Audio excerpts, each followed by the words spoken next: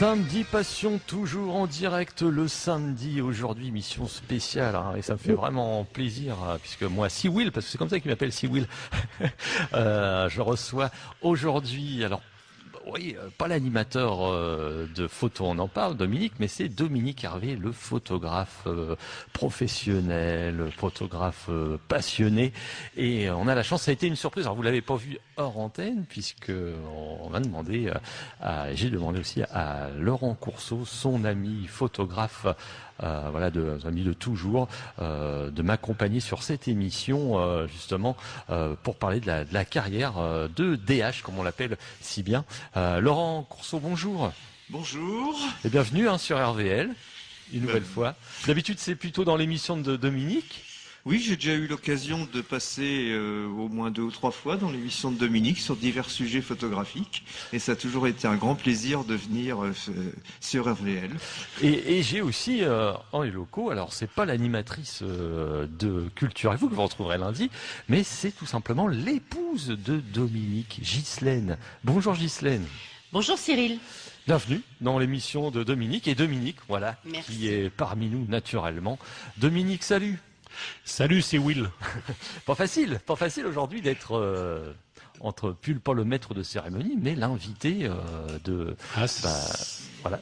Ouais, ça change, quoi, dirons-nous, quoi. Voilà. Puis je suis là pour faire aussi un peu de promotion de mon livre, quoi. Donc, voilà, Noir et Blanc. Au passage, RVL. Qui est sorti il y a un mois maintenant. Oui, un petit peu plus d'un mois, oui. Petit peu plus d'un mois. Alors voilà, Laurent déjà. Dominique déjà. Qui est Laurent Courceau pour toi avant de faire parler justement Alors Laurent Courceau, c'est un ami de jeunesse. Il a commencé avant moi la photographie. On part de différents horizons. Lui, il partait de la poste. C'est un ancien postier et il s'est intéressé à la photographie il y a maintenant 40 ans aussi. Et puis Dominique Hervé, moi-même, j'étais pas photographe non plus. Moi, je travaillais, j'étais chef cuisinier.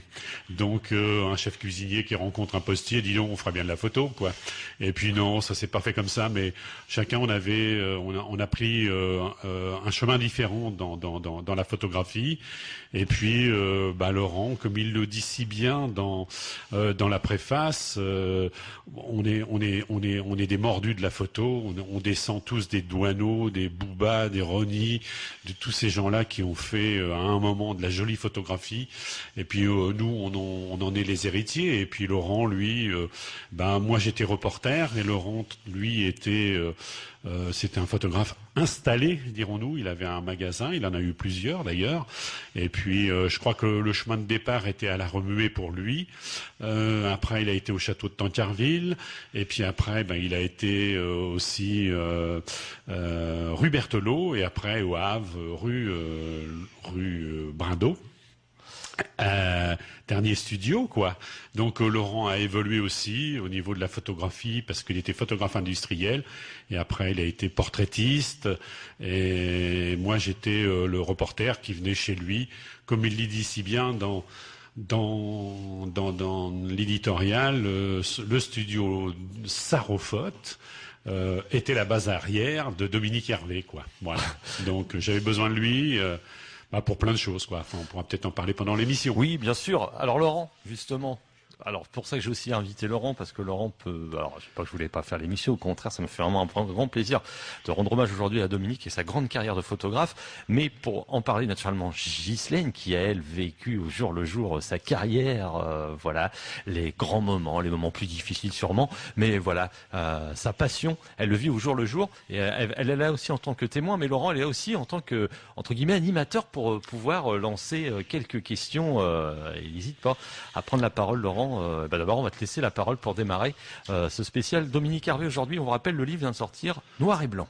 Oui, alors donc justement, Noir et Blanc, je crois que si j'ai bien compris, c'est 40 ans de carrière de photographe. Donc j'avais envie aujourd'hui de relater avec toi ces 40 ans de carrière. Et puis, pour faire 40 ans de carrière, ce qui est bizarre, c'est qu'il va falloir monter à 50 ans. Oui. Puisque un jour, à la fin des années 60, t'es parti avec 3 potes à Paris et tu reviens avec un appareil photo. Oui, Tu peux nous expliquer ça? C'est quand même bizarre. Mais je sais pas, je sais pas pourquoi. Alors je suis fils de cheminot, et expliquer un peu ça aux auditeurs aussi. Je suis fils de cheminot et grâce à ce qu'on appelait à l'époque des permis. On avait le droit dans la famille à des permis pour voyager et nous, les enfants, on voyageait, on avait le droit de mémoire à une dizaine de permis par an, c'est-à-dire une dizaine de voyages gratuits. Donc nous, on était jeunes, 16 ans, et puis on prenait le train et on voyageait beaucoup sur Paris, on allait au salon de la photo, je me souviens avoir été aussi à Beaubourg, salon de l'image, salon de l'auto aussi beaucoup. Et puis on aimait flâner aussi à Vincennes et puis au Puce à Paris. Et c'est là qu'un jour j'ai vu pendouiller un appareil photo qui ressemblait étrangement à un appareil. On pourrait le comparer à un Leica. Alors Leica, pour ceux qui connaissent bien, mais ceux qui connaissent pas, c'est le top du top au niveau de la technologie, de la robustesse et puis de la qualité des optiques. Donc cet appareil ressemblait étrangement à un Leica. C'était un appareil russe, je crois, parce que je l'ai encore d'ailleurs. Et je sais pas, je l'ai pris dans mes mains et puis voilà, je sais pas, j'ai bien senti cet appareil. Et d'ailleurs, à la fin de mon livre, il y a un petit panel d'images avec les anecdotes. Justement, le jour où j'ai acheté cet appareil, j'ai fait une photo de la Tour Eiffel. C'est assez incroyable parce que dedans, il y avait un film et il était chargé d'un film noir et blanc. Alors j'ai fait cette prise de vue, mais j'ai photographié aussi mes copains. Et qui nous expliquait l'histoire du diaphragme. Bon, déjà, moi, c'était tout étrange pour moi.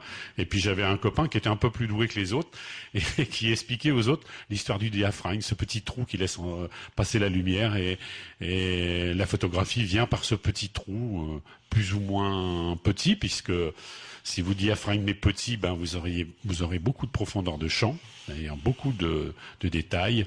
Et puis si vous ouvrez un peu plus, au plus grand, vous aurez moins de détails. Mais voilà quoi, c'est l'histoire, c'est le début. Et je suis rentré avec ça. Et puis quand j'ai dit à mon père que je voulais être photographe, alors là, ça a été scène de ménage parce que il me dit d'abord, on va le dire aux auditeurs, mais ça me fait beaucoup rire. C'est parce que je faisais pas grand-chose à l'école, quoi. Je passais plus de temps sur le quai Genèse-Couvert, à la pêche, aller voir les copains que à l'école, quoi. Et l'école obligatoire, c'était jusqu'à 16 ans, c'était après mai 68. Donc voilà, quoi. Mon père m'a dit, écoute, photographe, c'est pas un métier, tu vas aller travailler. Je vais te trouver un employeur et puis tu vas y rester en pension carrément, quoi. Voilà, ça a été dur, hein. Jusqu'à mes 18-19 ans, quoi. Voilà, quoi. Voilà, je sais pas si j'ai bien répondu, les enfants, à la question. Donc tu étais cuisinier, c'est ça? Oui, voilà. Oui, chef cuisinier. J'ai terminé ma carrière en tant que chef cuisinier, oui. Ouais, j'ai été 5 ans au Havre, là, on a ouvert un restaurant avec une dame, et je m'occupais de toute la partie restauration le midi, et tous les achats. Mais il y avait un deal avec cette dame, c'est que les après-midi à 15h, il fallait que je sois libre tous les après-midi pour justement me consacrer à la photographie et que j'ai tous mes week-ends. Donc il y avait un deuxième chef qui avait été embauché, mais ça c'était un deal avec cette personne, c'est-à-dire que moi je voulais bien commencer à 5h du matin, mais à 15h il fallait que ça soit terminé. Donc après, ça m'est arrivé plusieurs fois de quitter mon service de restauration, de prendre mon sac photo, de grimper dans un hélicoptère et puis d'aller faire des vues aériennes, par exemple. Voilà, quoi. Donc c'est assez surprenant. Aujourd'hui, j'y pense, oui. Un petit côté nostalgie. Le restaurant existe toujours? Ah non. C'était en face de la Galerne. Voilà, ça s'appelait le restaurant Le Prévert. D'accord. Alors justement, tu nous parles déjà de choses qu'on va parler après, mais je voulais avant tout, si j'ai compris le diaphragme et tout ça, ça t'a mis quand même 10 ans pour comprendre un peu comment ça marchait. Et on te voit faire tes premières photos et tes premiers pas dans la photographie 10 ans plus tard, et ça, je crois que c'était aux Tréfileries. Oui. ta première exposition. Oui. C'est là que je t'ai connu d'ailleurs. C'est là qu'on s'est connus, oui, tout à fait. Alors moi, je me souviens de cette première exposition. C'était avec un ami que je ne vois plus aujourd'hui, qui s'appelle Philippe Lamoureux. Et Philippe, on a commencé tous les deux, quoi. On s'est rencontrés par l'intermédiaire à l'époque d'Europe 1, ou Europe numéro 1, oui c'est ça. On a construit un petit labo rue Michelet au Havre, et puis c'est de là qu'est partie notre première exposition en réalité. Et alors attendez, ça s'appelait c'était une salle de sport, oui c'est ça, c'était une salle de sport où s'entraînaient les gymnases. Pour ceux qui ont connu les Trifils, c'était à côté du terrain de foot. Il y avait une salle de mémoire. Elle était, je crois c'était une salle qui était ronde, ou elle avait quelque chose de rond cette salle là de mémoire. Et j'avais monté la première exposition. Alors là, c'était wow. Fallait surtout pas faire ça, quoi. Mais bon, avec le temps, on n'avait pas les moyens, et puis on débutait, et puis là, c'était des débuts, et il faut bien commencer. Oui, tout à fait. Alors là, je me suis pris une claque. Ça a été une claque mémorable, parce que après, on s'est rencontrés longtemps après.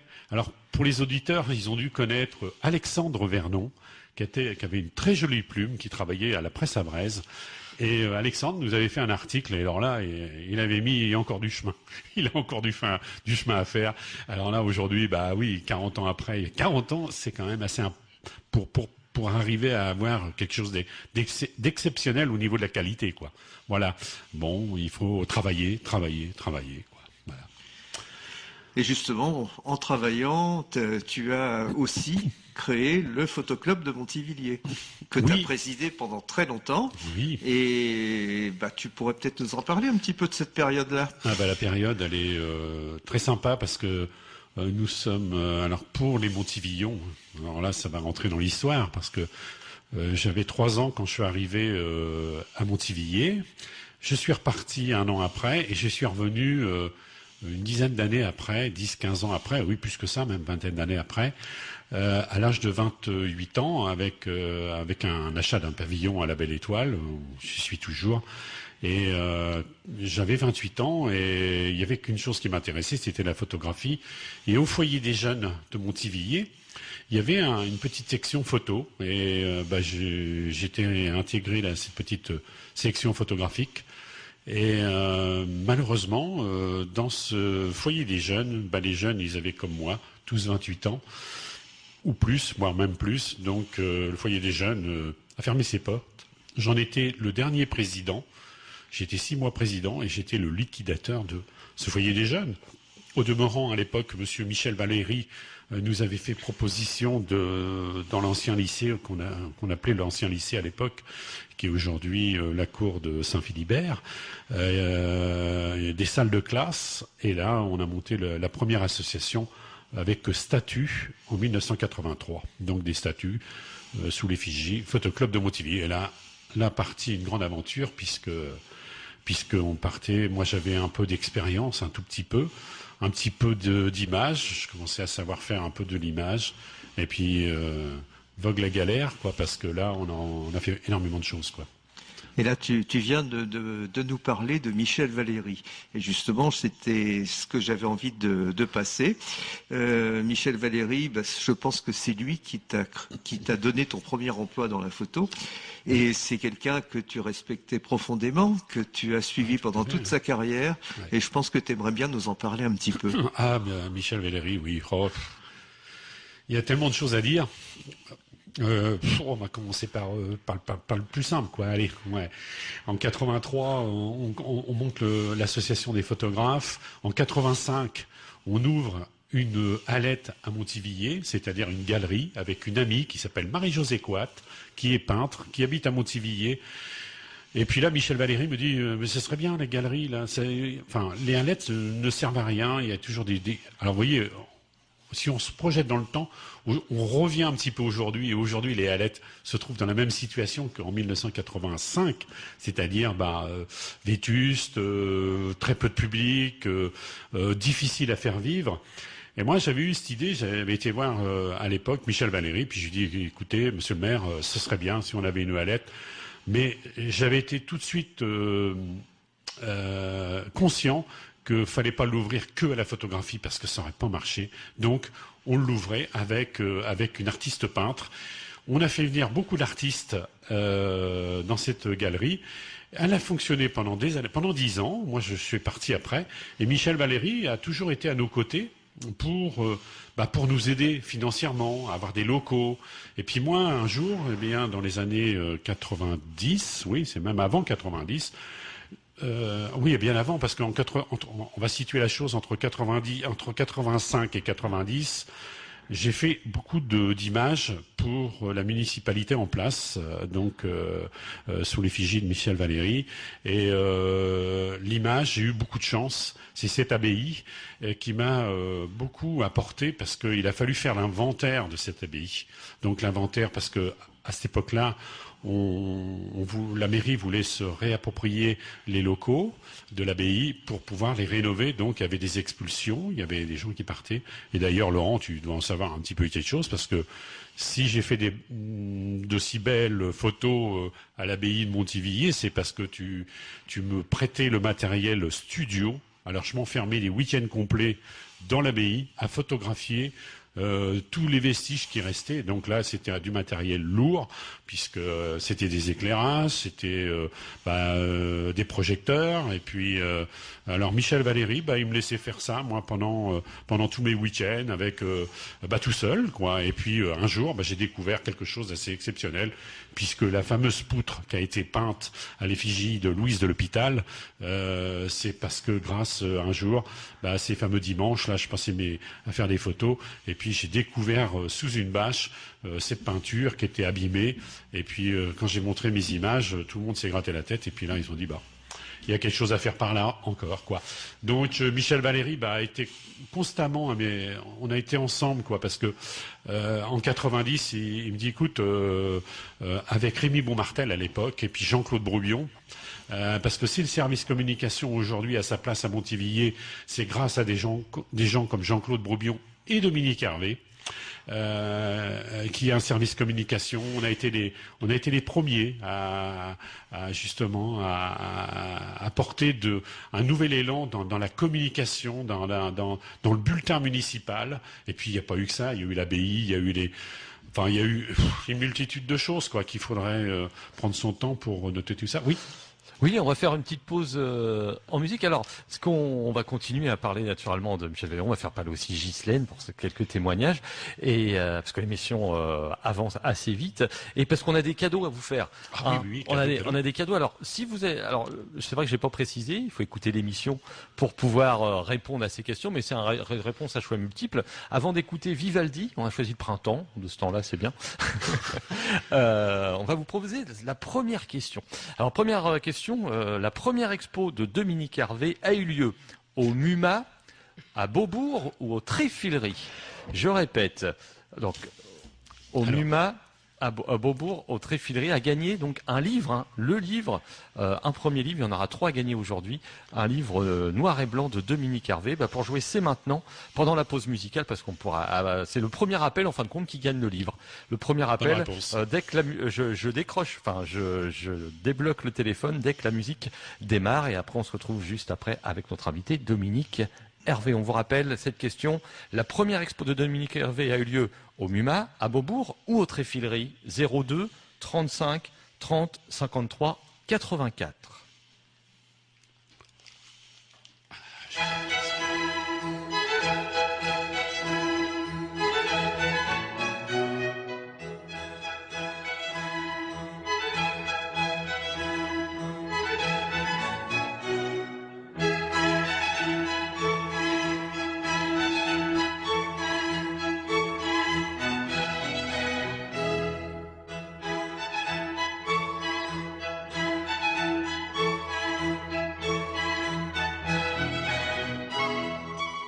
Donc n'appelez plus, le livre a été gagné tout de suite. Le prochain sera pour la prochaine pause musicale. Écoutez bien l'émission, il y aura des questions dessus.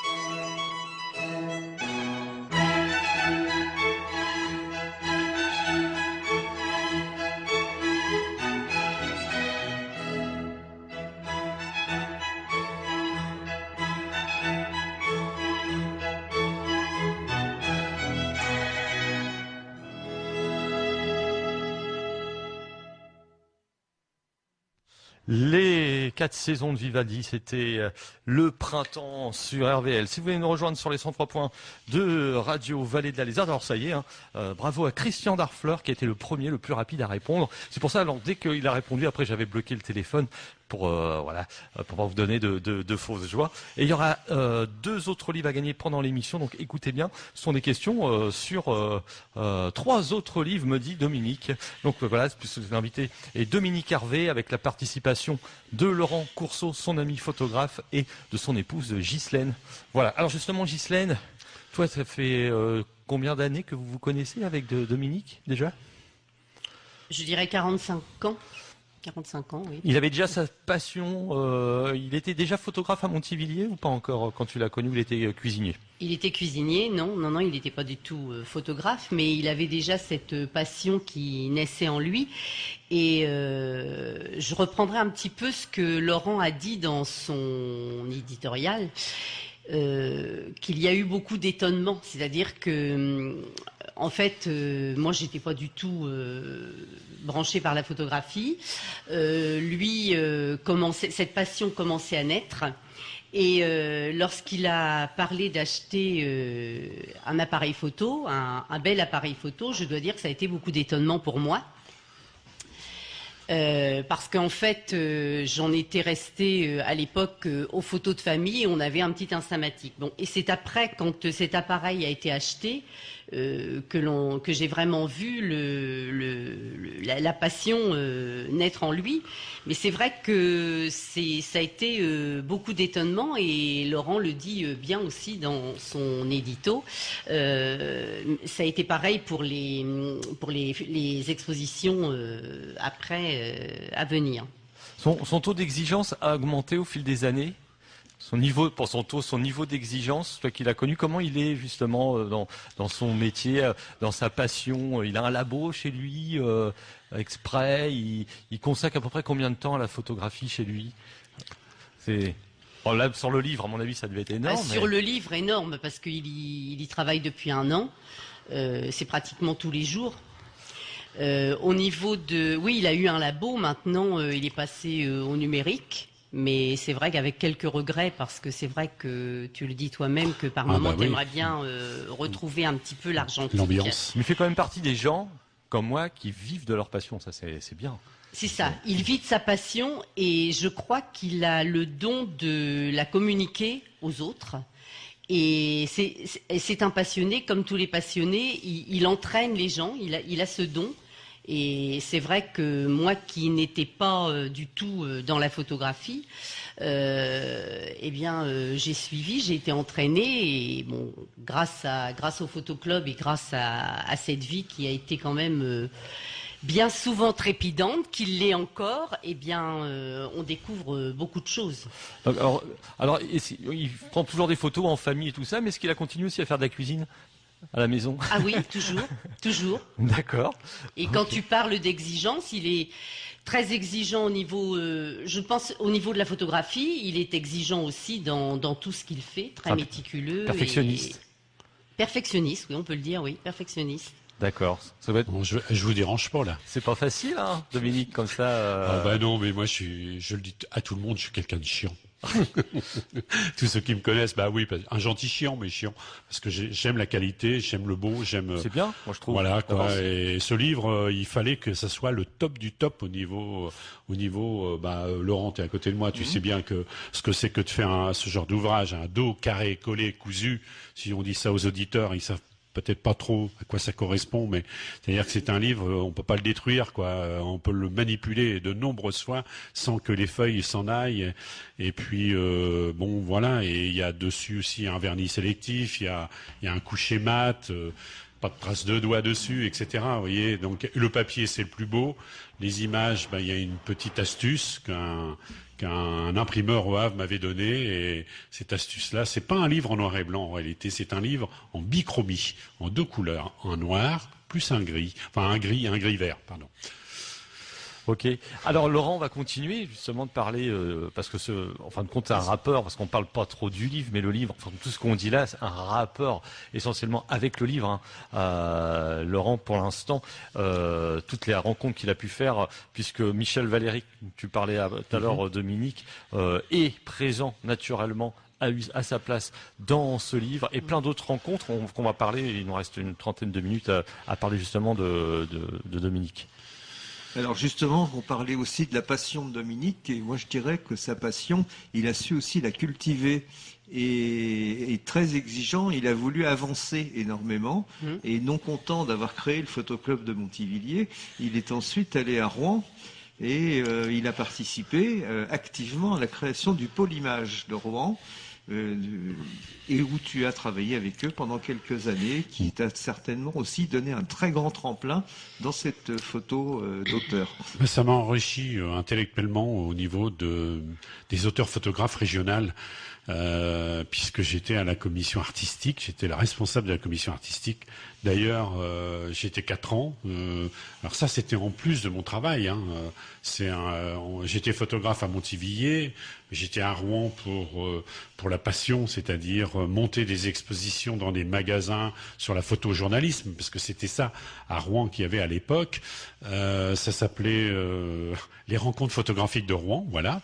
Et on avait une galerie rue de la Chaîne qui existe toujours d'ailleurs, une très jolie petite galerie réservée aux photographes, et elle existe toujours. Et moi j'y étais 4 ans, et pendant 4 ans j'ai œuvré, j'ai aidé les copains, et puis un jour j'ai été élu à la commission artistique, j'ai créé des projets, et le plus beau projet que j'ai pu créer, c'était Regard sur scène, que les Rouennais en ont pas voulu, et l'idée m'était pas venu comme ça. Un jour, on a eu une très belle exposition, et là, je m'adresse aux Rouennais, de Louis Chénaud. Et Louis Chénaud était un négociant en vin à Rouen dans les années 1880. Et il avait acheté une chambre photographique et il photographiait les quais de Rouen. Et c'est là que j'ai eu l'idée. Je me suis dit, mais c'est beau, il y a des traces de cette vie à cette époque-là, avec les robes, avec les personnages le long des quais, avec ces belles toilettes, avec ces cirques. Il y avait beaucoup d'animations de rue aussi à cette époque-là. Donc il a photographié les rues, il a photographié les quais, beaucoup de personnages. Et puis on a fait cette exposition justement dans cette petite galerie. Et c'est là que j'ai eu l'idée de faire Regard sur scène, quoi. Et Regard sur scène n'a pas vécu à Rouen. Il est venu à Montivilliers parce que quand je suis revenu 4 ans après, ici, l'association des photographes était en train de tomber. Alors moi, j'avais une autre idée. Quand je suis arrivé ici à Montivilliers, revenu dans les années 98 à peu près, j'ai dit à mes copains photographes, moi, je veux créer une association européenne photographique. Alors, j'étais bien mal placé parce que je parlais pas anglais, mais j'ai dit c'est pas grave, on va se débrouiller, on va bien trouver des gens, mais on va y arriver. De toute façon, pour moi, il n'y a jamais de barrière, donc on trouve toujours un arrangement. Et puis là, on m'a dit, oh, non, t'es trop ambitieux, hop, on veut bien repartir avec toi, on veut bien faire, mais bon. Crac, on change le fusil d'épaule, on redevient une association qui s'appelle aujourd'hui Regard et Image, dont j'ai créé, et avec bien sûr une poignée de gens, et qui existe toujours, c'est une merveilleuse association dont je ne fais plus partie. Mais après, moi, ça m'a permis de me libérer de plein d'autres choses, puisque je suis parti avec ce projet Regard sur scène sur le Havre, et puis avec aussi un petit peu les gens de Regard et Image. Et puis personne n'en voulait après. Moi, j'ai continué mon projet tout seul, photographier les quais de Seine jusqu'à Rouen. Voilà. Alors justement, regard sur scène, on va en reparler tout à l'heure, mais je voulais aussi te parler avec toi de ta participation quand même dans une agence de presse prestigieuse qui s'appelle Gamma, oui. avec lesquelles tu as travaillé pendant quand même pas mal d'années, où tu as pu suivre tes voyages humanitaires, suivre aussi la région Normandie, je crois, Et même, j'ai cru comprendre que tu étais devenu un petit peu paparazzi d'une ministre. Ah oui, oui. T'en sais quelque chose. Ouais, on va expliquer aux éditeurs. Oui, je faisais beaucoup d'images sur Paris. J'aime beaucoup Paris et beaucoup de manifestations, beaucoup de ceci, beaucoup de cela. Puis il y a un endroit que j'adore, surtout à Paris, c'est Montmartre. Montmartre et les rues, Montmartre et toutes ces petites rues qu'il y a là en bas sur Clichy, qui s'en va sur Clichy, etc. Là, c'est merveilleux Paris. Donc, pour un photographe, c'est une richesse au niveau de l'image. Et puis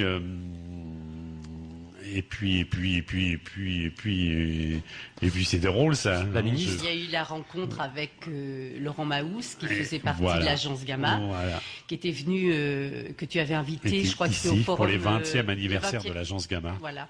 C'était la première. C'est ainsi que et ça, faut le dire aussi parce que. Bon, ça dort un peu partout, mais bon, la première exposition de rue, en réalité, elle a eu lieu à Montivilliers, dans la région. Et je me souviens, avec les gens de chez Dauphin, ils m'avaient prêté des sucettes et qu'on avait mis dans la rue piétonne de Montivilliers et qui fermait à clé. Et Gamma m'avait prêté toute une série d'images pour les Montivillons, enfin les Montivillons, les gens de la région, quoi. Et dans le cadre du 20e anniversaire. Et il y avait un reporter qui m'a dit, mais Dominique, tu viens nous rejoindre, tu t'es débrouillé de plein de choses, tu fais plein de choses, bon, d'accord. Mais moi, j'étais pas reporter à l'époque.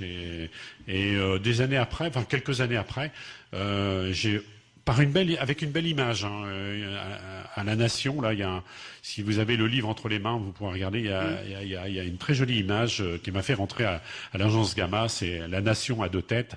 Et cette image, je suis rentré par les petites portes avec un pressbook à l'agence Gamma.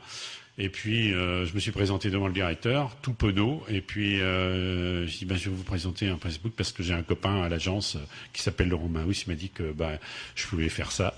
Donc, je suis venu tout simplement. Puis il m'a dit, mais dis donc, c'est bien ça. Alors, je faisais beaucoup de grands formats. Et puis beaucoup de photos de rue, de personnalités, etc. Puis il me dit, mais dis donc, tu parles anglais? Alors, je dis, non. Hervé, c'est breton? Je dis oui, mais... je vis en Normandie. Bon, tu seras correspondant pour la Normandie. Et grâce à ça, ça m'a permis de faire beaucoup de reportages. Alors, comme moi, j'étais un malin, les diapositives, parce qu'on faisait en diapositive à l'époque, on les envoyait à l'agence. Et puis, moi, je doublais tout en noir et blanc. Donc j'ai fait beaucoup de manifestations en Normandie, en diapositive et en noir et blanc. Ce qui fait qu'aujourd'hui j'ai une belle collection d'images. Par exemple, les Frères de Charité, c'est quelque chose sur lequel j'ai beaucoup travaillé. Et puis sur le devoir de mémoire aussi, sur les plages normandes, Verdun aussi, 14-18. J'ai fait de nombreux reportages là-bas.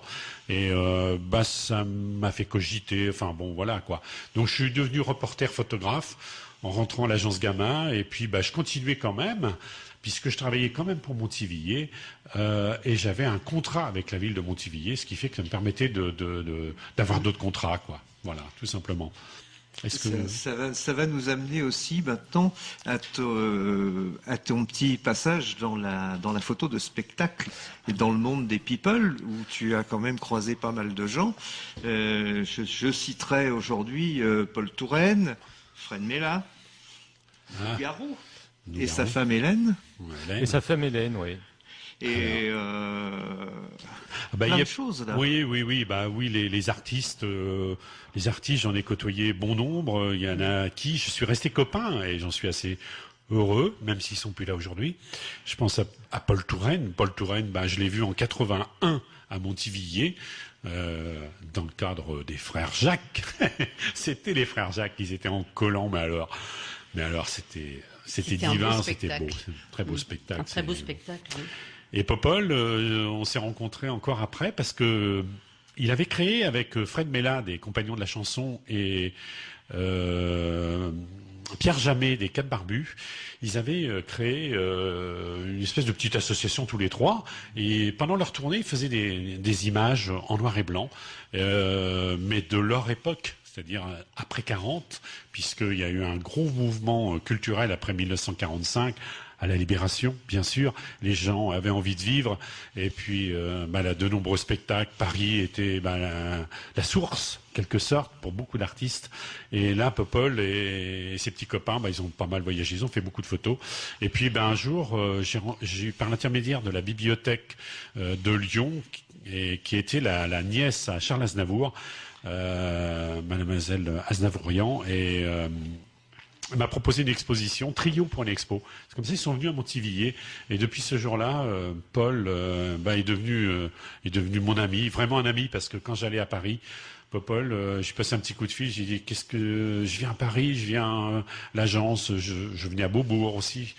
Alors il me dit viens, on va déjeuner, j'appelle Fred, on va déjeuner avenue de Rapp, on avait notre petite brasserie, et puis c'était un plaisir de se retrouver. Alors moi, j'avais rien en commun avec eux au niveau du music hall. Moi, j'avais rien du tout, si ce n'est que on était tous les trois photographes, quoi. Voilà. Et on parlait photographie. Et puis moi, après, dans le cadre de mes reportages, j'ai photographié beaucoup de gens, comme Nougaro, comme Bachung. Et puis dans le livre, ils y sont, ces gens-là. Il en manque, bien sûr. Mais bon, voilà, on va pas. Justement, on va se faire une pause en musique. Je vais vous poser une question. C'est assez facile, parce qu'il va falloir qu'on connaisse qui chante. On vient d'en parler, j'en dis pas plus. On va écouter Lille Hélène. Et pour gagner, c'est le 02 35 30 53 84 au premier appel. Alors, Christian Darfort ne pourra pas rejouer naturellement, mais les autres, pourquoi pas. Écoutez, qui chante Lille Hélène? Je débloque le téléphone dès que la chanson part. Je vous rappelle, pour jouer, pour gagner un autre livre noir et blanc de Dominique Hervé, 02 35 30 53 84.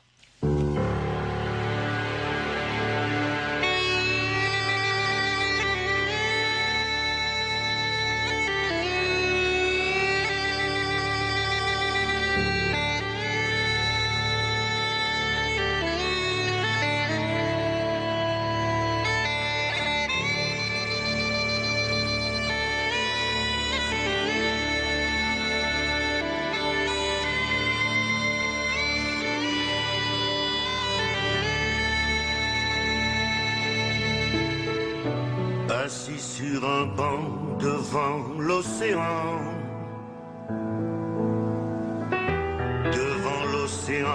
égal à lui-même, un homme pensif se masse l'étif, interrogatif, à quoi pense-t-il? À quoi pense-t-il, livré à lui-même? Il pense à son île, il l'aime. Est-ce que l'île l'aime? Assis sur un banc devant l'océan, l'océan jamais tout à fait le même. Dans le bruit lascif, autour des récifs, que la vague enchaîne. À quoi rêve-t-il l'éternel bohème? Il rêve à une île dont le littoral a le pur profil de l'amour total.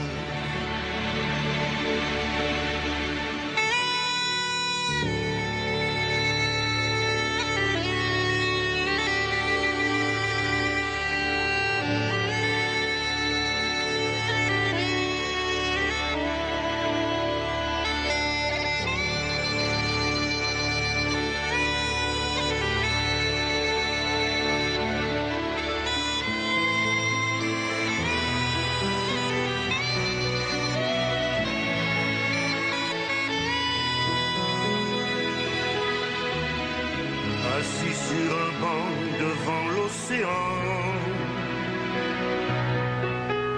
devant globalement la terre tout entière, qui jamais n'enterre ses haches de guerre. peut si guère que c'est faire semblant. Il pense que le vent fraîchit sur sa joue. Il pense que l'amour, c'est vous mettre en joue. Bon, bon, bon.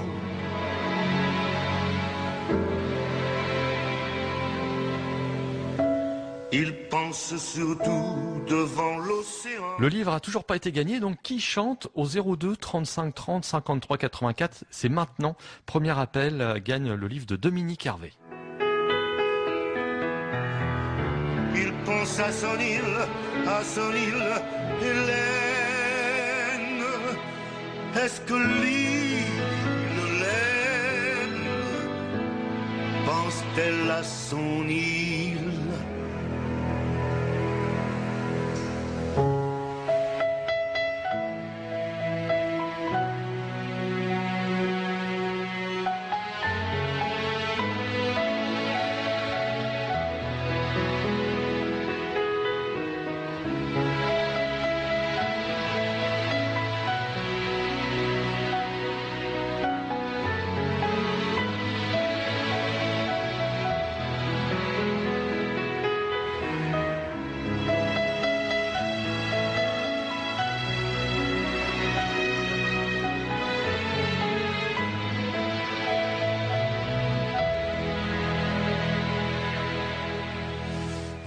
Voilà, alors on vous fait patienter, restez au bout du fil. On va laisser la parole à Laurent le temps que je décroche. On rappelle qu'on est en direct avec Dominique Hervé.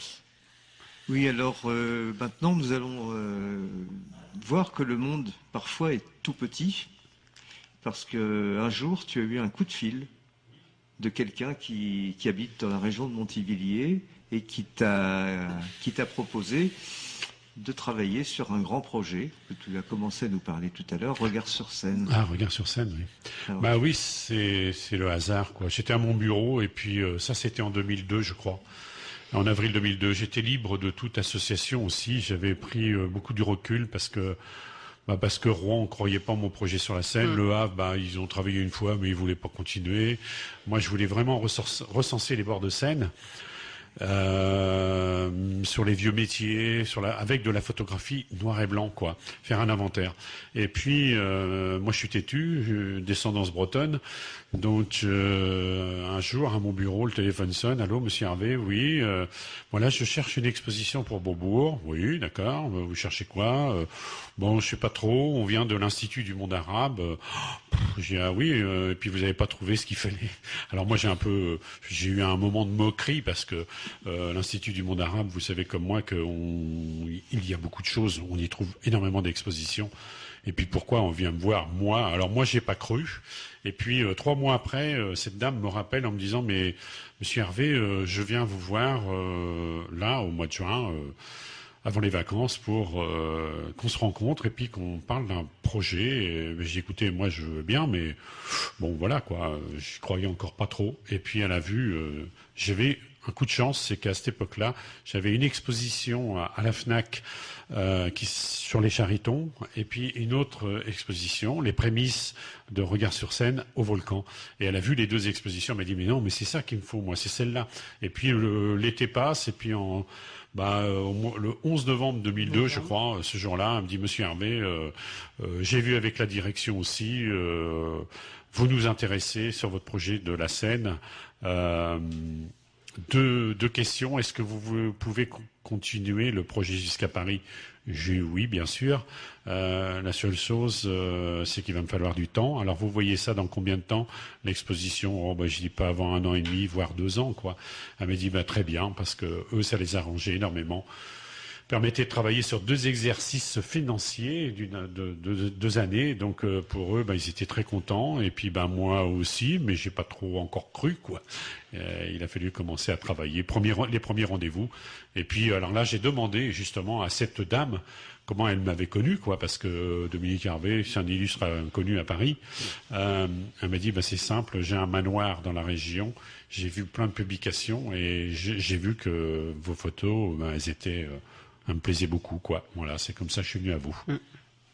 Et cette exposition, on était là avec tous les copains, en février, le 1er février 2005 pour le vernissage à Beaubourg. Mais cette exposition, tu vas peut-être pouvoir nous donner quelques chiffres, c'est-à-dire ça représentait combien de photos, combien de temps pour créer cette expo, et l'expo représente combien d'images? Une quarantaine d'images. Il y a à peu près 70-80 cadres à peu près de mémoire.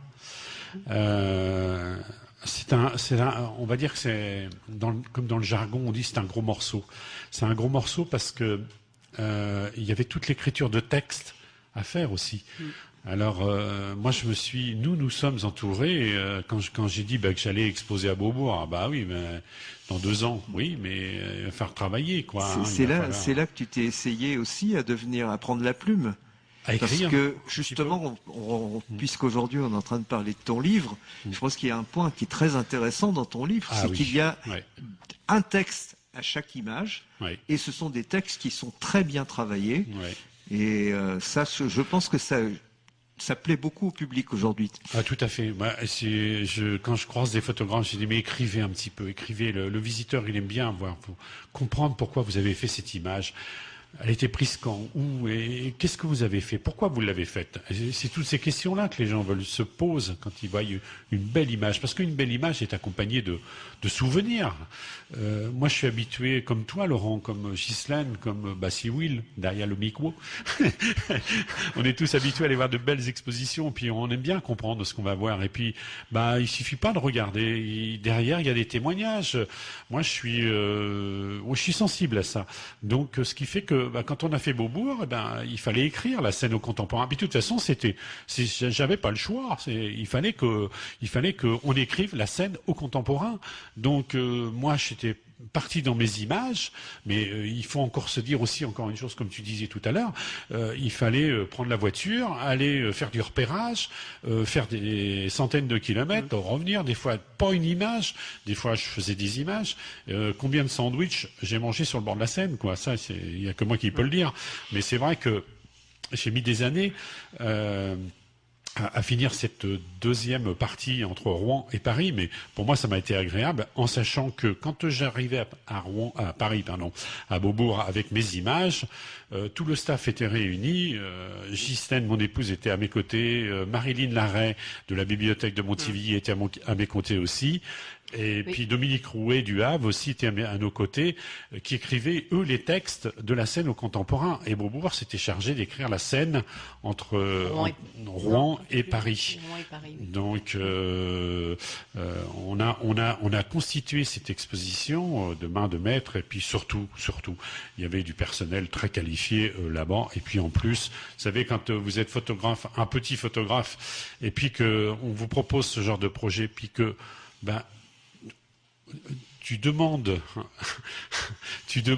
et tu as. Donc, on m'a dit, mais tu vois comment les cadres, tu vois comment l'exposition? Je vois ça comme ça, comme ça. Mais ils ont tout réalisé, quoi. Voilà, j'étais assez estomaqué, quoi. Oui, ils ont beaucoup fait confiance. Oui. Donc, ils t'ont beaucoup fait confiance pour la réalisation. Alors, ce que je voudrais juste rajouter, c'est que cette exposition, la dame s'appelle Blandine Benoît. Aujourd'hui, elle est à la retraite. Elle habite dans un manoir, dans les alentours de Montivilliers. Et que cette exposition, elle a tourné pendant 5 ans dans le livre des catalogues des expositions itinérantes de Beaubourg, que j'en suis propriétaire aujourd'hui et qu'elle peut encore voyager. Voilà. Donc, après cet épisode de Beaubourg, il y a un point qui est très important, qui fait un chapitre de ton livre, c'est Aquaco. Aquaco, c'est ta vie aujourd'hui. Tu es complètement intégré dans cette association. Et puis, alors, Aquaco, c'est la falaise, la mer, les rochers, les épaves, la lumière et le ciel toujours changeant. Alors, à ce moment-là, tu as fait une visite au musée des Beaux-Arts de Rouen. Oui. Et là, de Monet à DH, il n'y a qu'un pas. Oui, mais dis donc, Laurent, tu étais avec moi cette semaine. Hein. Je t'en ai reparlé de ça. Tu m'as rien dit que tu venais aujourd'hui. Hein. Allez, vilain.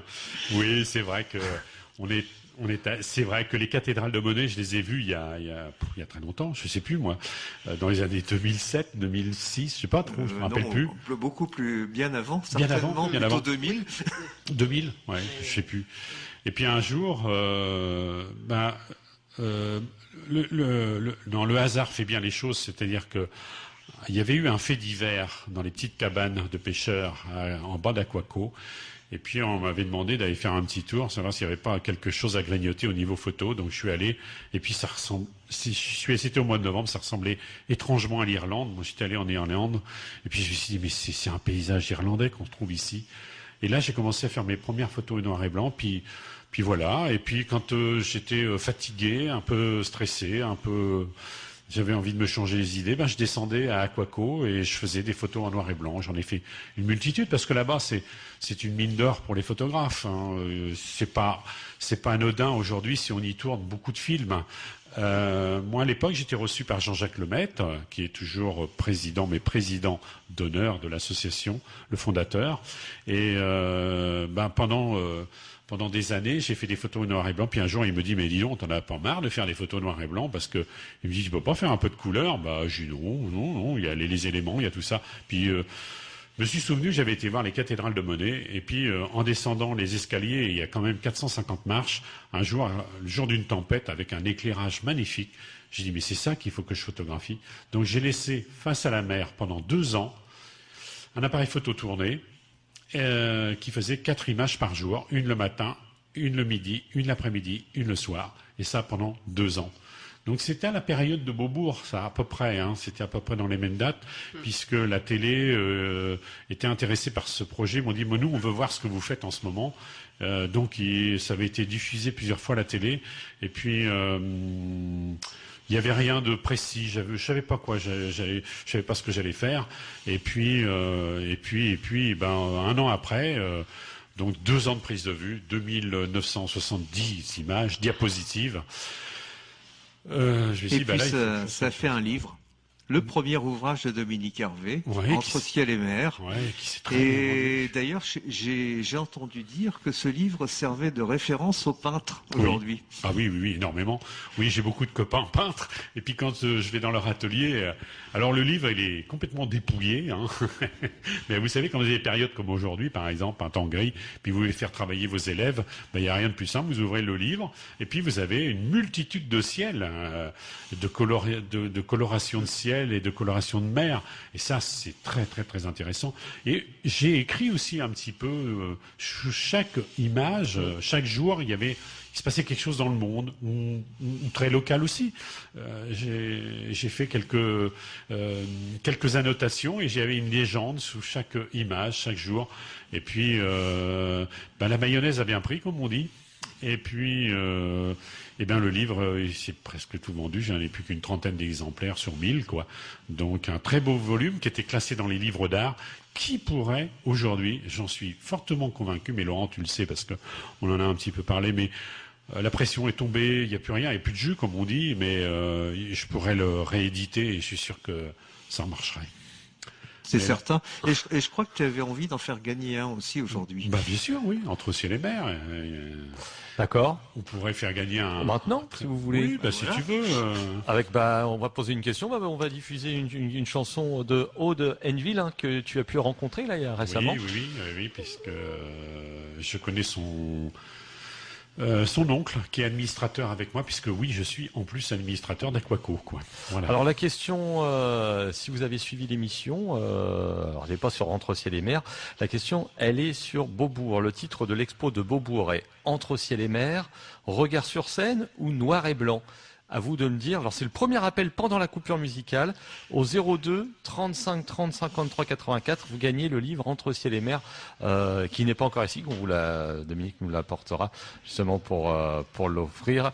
Donc pour gagner le livre Entre ciel et mer, c'est maintenant au 02 35 30 53 84. Le titre de l'expo de Beaubourg est Entre ciel et mer, regard sur scène ou noir et blanc. On écoute donc cette jeune artiste découverte par monsieur Dominique Hervé, notre invité aujourd'hui. Elle nous chante donc Toujours sourire.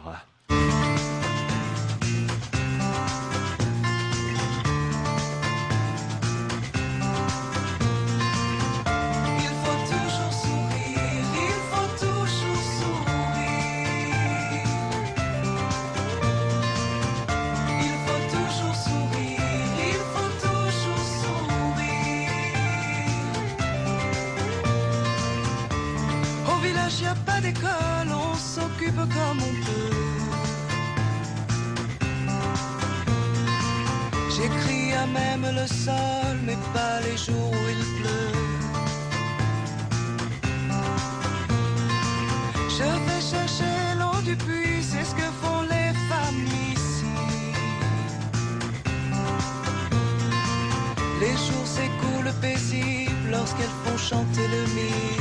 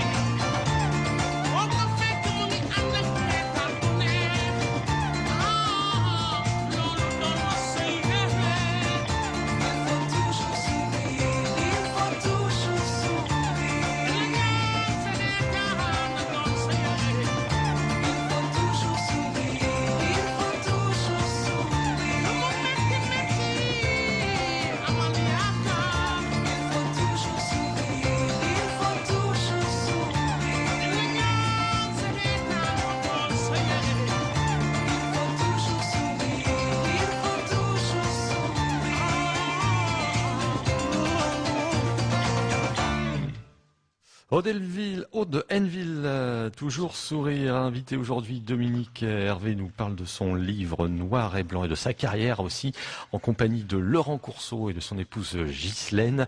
Et ça nous fait plaisir. Alors on a dit, allez, quand on a débordé un petit peu, on va parler aussi du livre. J'ai donné un accord pour aller jusqu'à 16h10. Voilà. Et Dominique Hervé, en plus, vous le retrouvez la semaine prochaine pour photo. On en parle. Mais là, ça sera lui aux commandes de l'émission avec un autre invité. On continue donc à parler donc maintenant aussi de ce livre, Noir et Blanc, et de la carrière de Dominique. Alors avant la coupure, nous parlions de ton premier livre, Entre ciel et mer. Et là, pour le second, aujourd'hui, après avoir exploité toutes les belles lumières et toutes ces couleurs des impressionnistes, ton nouveau livre, c'est Noir et Blanc. C'est une régression ou c'est un choix délibéré? Oh bah non, c'est pas une régression, au contraire, on va de l'avant. Oh bah non, Laurent, oh bah non, on va sûrement pas. Non, c'est beau le Noir et Blanc, c'est très beau parce que bah on y puise, je sais pas, moi, on y puise énormément de choses, en Noir et Blanc, des regards. Toi qui es photographe, Laurent, quand tu as un modèle qui te regarde et puis que on dit toujours le blanc de l'œil, mais c'est vrai. Et la pupille, le blanc de l'œil, quand il tourne, moi dans mon livre, j'ai des personnages comme ça qui me regardent. Et ça, en noir et blanc, en couleur, je le ressens pas. La couleur, c'est vraiment. Tu peux avoir un joli personnage, un beau visage, un beau modèle. S'il est bien habillé, bah c'est bien, c'est joli. Tandis que en noir et blanc, il faut crocher sur quelque chose. Il faut crocher sur la lumière, sur les contrastes, sur le modelé de l'image. Et ça, c'est ce que je voulais à tout prix mettre dans mon ouvrage.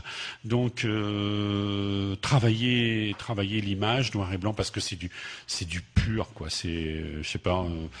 Je pense qu'on pourrait bien épiloguer là-dessus, mais on va pas avoir assez de temps. Mais il y a énormément de choses. D'abord, on dit ouais, pourquoi aussi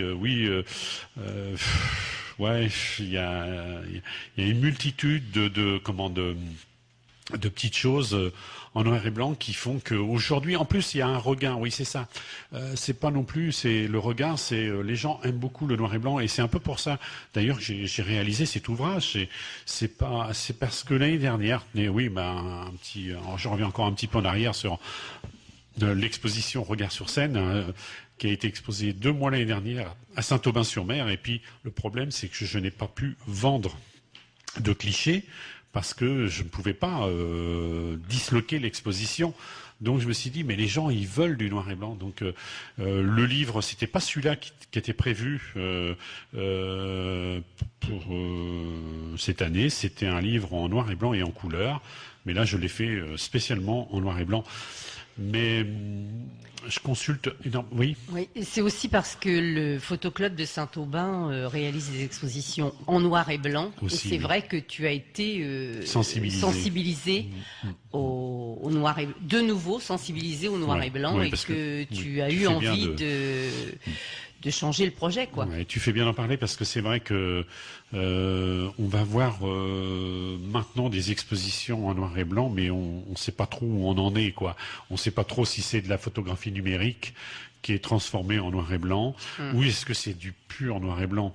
Alors le pur noir et blanc, des gens comme nous autour de cette table, dans ce studio, on est capable de le reconnaître parce qu'on a un peu de métier, et puis il y a quelque chose de spécial dans l'image, c'est que quand vous prenez ces auteurs photographes qui développent leurs films, qui tirent encore sur du papier, ce qu'on appelle des beaux papiers, hein, je ne vais pas donner de marque, mais on appelle ça des beaux papiers, des papiers à ton chaud, des papiers à ton froid, et puis que vous pouvez pas en tirer beaucoup puisque ça coûte très cher aujourd'hui. Oui, on pourrait aussi. Il n'y a plus de laboratoire noir et blanc ici, quoi.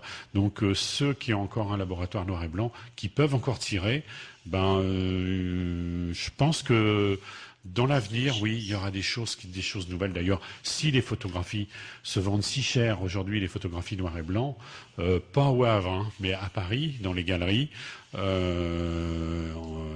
se vendent même très cher. Alors, je pense que tu as bien répondu à cette question, et je voulais préciser que ce livre noir et blanc est vraiment un livre très qualitatif. Je l'ai présenté à de nombreux photographes, et tout le monde a été épaté par la qualité justement de ton noir et blanc, des dégradés de gris, la profondeur des noirs.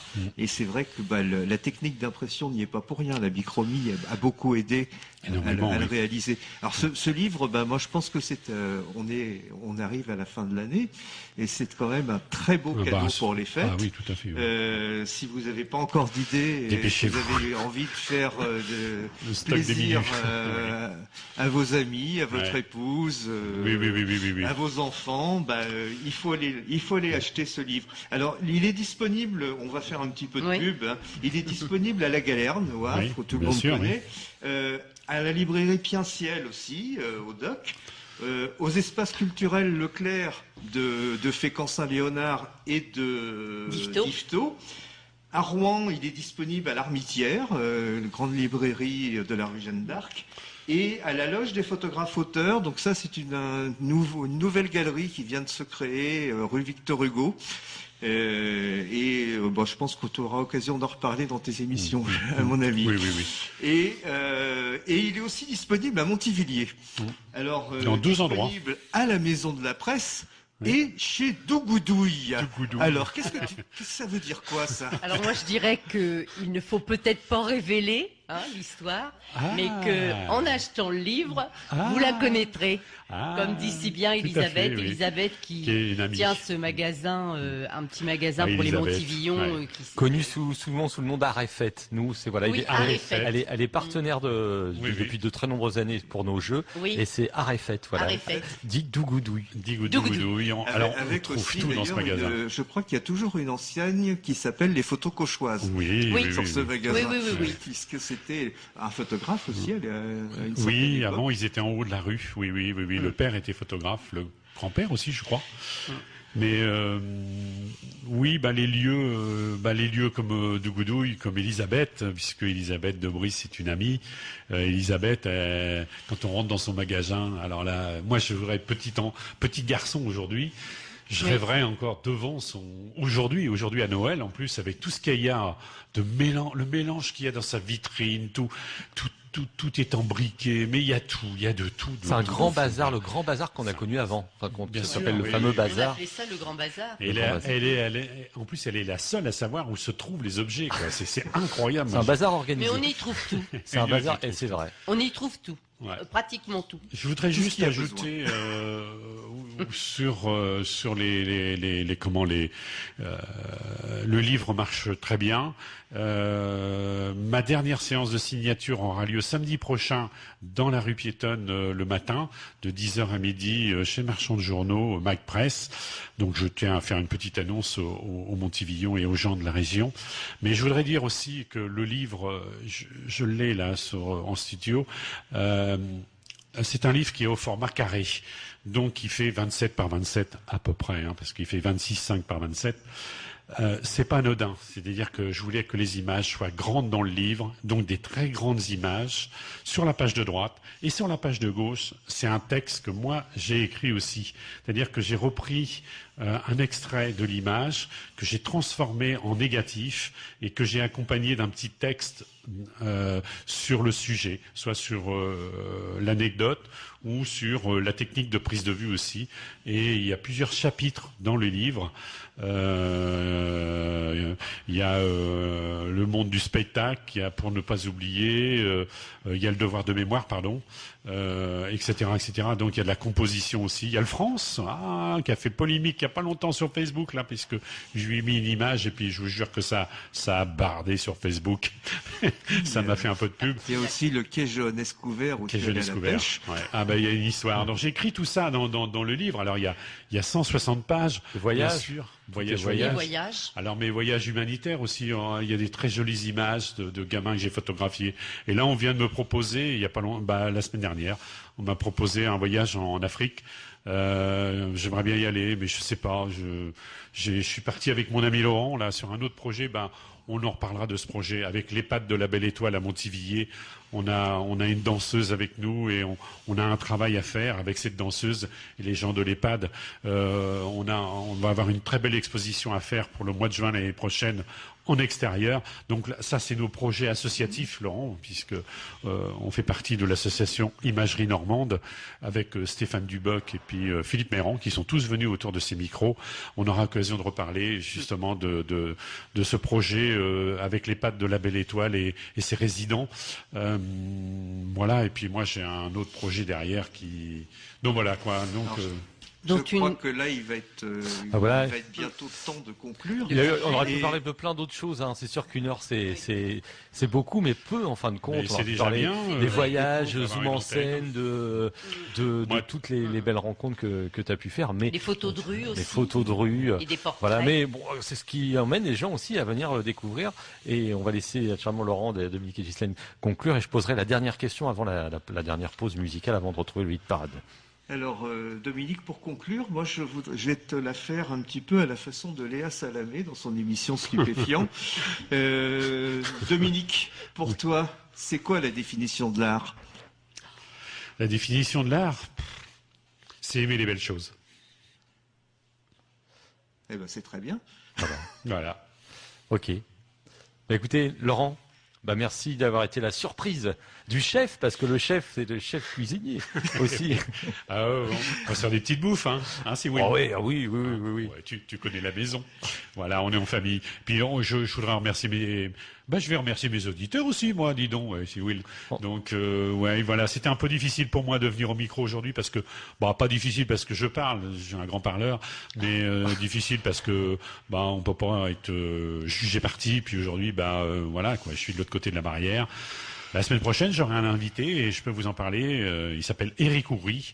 Éric nous parlera de photographie marine et c'est un photographe qui a beaucoup bourlingué et puis qui bourlingue toujours encore aujourd'hui, qui fait que de la photographie de marine, donc il voyage beaucoup et il nous parlera de ses publications, il nous parlera de tout ça. C'est un ancien de la presse aussi. Donc voilà, j'aurai le plaisir de l'inviter. Mon émission elle va avoir presque 5 ans. Pour quelqu'un qui avait du mal à dire oui pour cette émission Photo on en parle, mais je suis sûr que je pourrais faire plus. Mais bon, j'ai beaucoup à faire. Ah bon? Merci à vous. Merci à vous. Je remercie mes invités. Parce que...